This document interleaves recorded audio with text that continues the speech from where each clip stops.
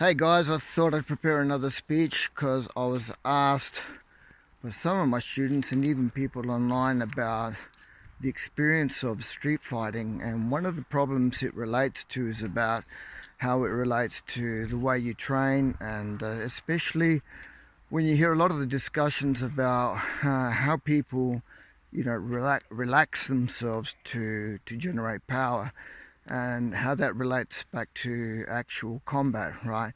And when we talk about combat, we usually talk about, extreme situations, usually the worst situation where you have to really, really defend yourself, in extreme situations, right? And so I always look at my work, security work, and especially in situations where I've worked the door on my own for many years. And it's a really, really hard answer because I don't want to preach in one way and try and say, hey, it's easy, because it's not. For me, I have to be honest, it's not easy at all to be totally relaxed and generate the power with the same sort of efficiency that you do when you're in the gym, because it's always completely different. When you're stressed out, like if I'm, let's say, let's just analyze a typical situation where maybe I'm at the door and there's a few angry people.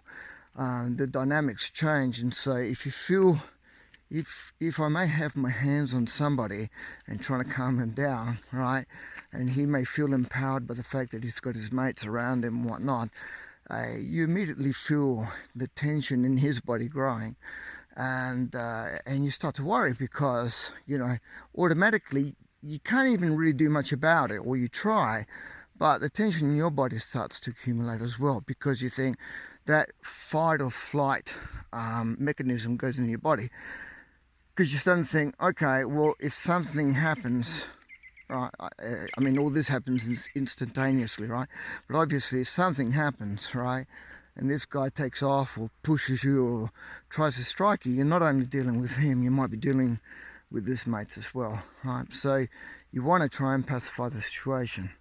And so, but as you're trying to pacify the situation, you're feeling like your body's doing the opposite at the same time.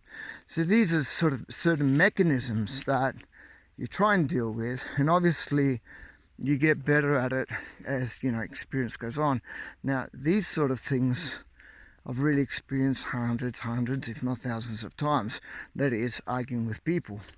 And it's like, I mean, compared to Australia, it's the same sort of thing. But in Italy, guys like to argue a lot and they talk a lot, and man, it's like when they start getting into it, they really raise their voices, they get very close to you, and it's that dimension of when they're getting close and they're actually this close to you. It's not like they're a meter or two away and they start, just gesticulating with their hands and stuff like this. You don't know if one of those movements are going to end up landing be a punch or giving you a headbutt, whatever, because Italian guys, like to use their hands a lot, especially when they talk. So what I'm saying is that when you analyze it, if I have to talk about myself when I take off, it's not easy, because one, the only times I've ever been truly relaxed and sort of like taking it easy in extreme fight situations is probably because I've had days and days of lots of work, and I'm really in a complete different mental state where I'm extremely tired, and I'm it's like I couldn't give a shit, and I managed to sort of like really be relaxed and generate my power really well. But that's extreme cases, right? But if there's like a riot, or if there's like 4 or 5 guys onto me and stuff like that, and the shit's really about to hit the fan, I change character. I become a psychopath, because like there's no way I'm going to let 5 people take me down. Right? I go for the jugular. So it's sort of like, it's like beauty. It's like I go into beast mode. It's hard to believe, but I do. And so I'm not even fully aware of how my body is, but I'd take you like an animal and take you out, because if you got 4 or 5 guys who are going to try and give you problems, the whole body mechanism just changes completely. On the other hand, there's when you look at certain levels of combat, and if you look at the principles of Wing Chun, you know, they've always said, well, I was always taught to get it over and done with quickly. You know, it's like you're on a battlefield and you want to take your enemy out as quick as possible. Now, if people don't take this seriously and laugh about it and don't truly understand the concept or even train it properly,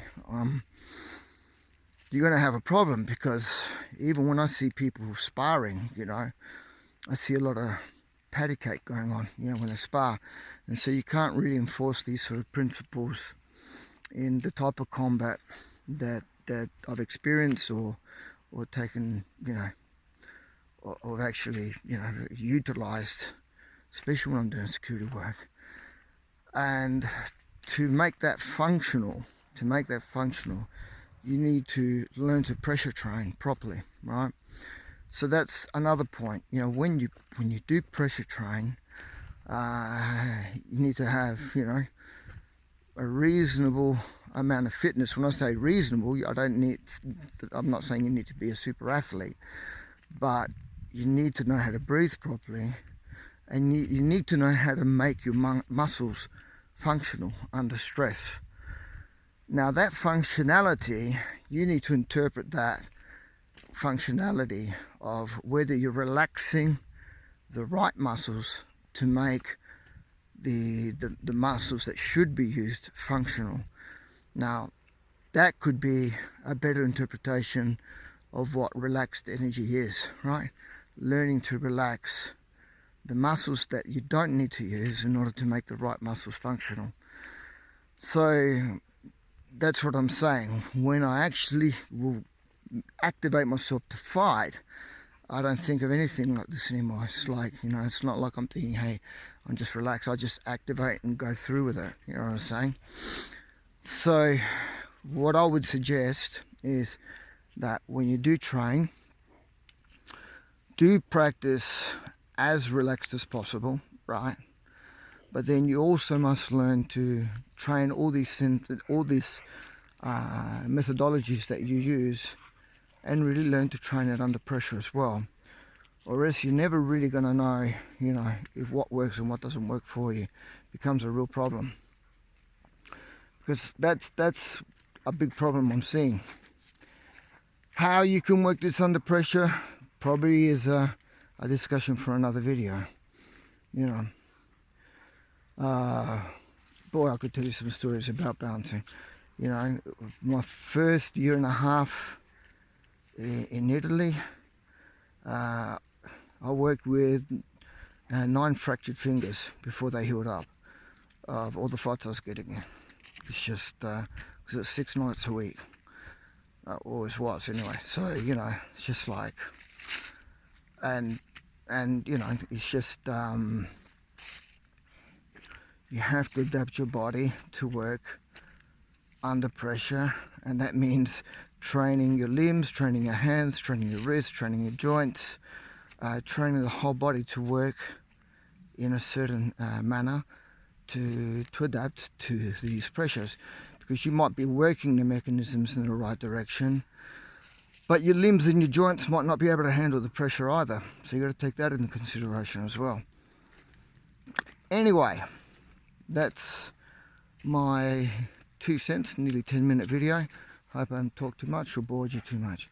Alright, take care guys.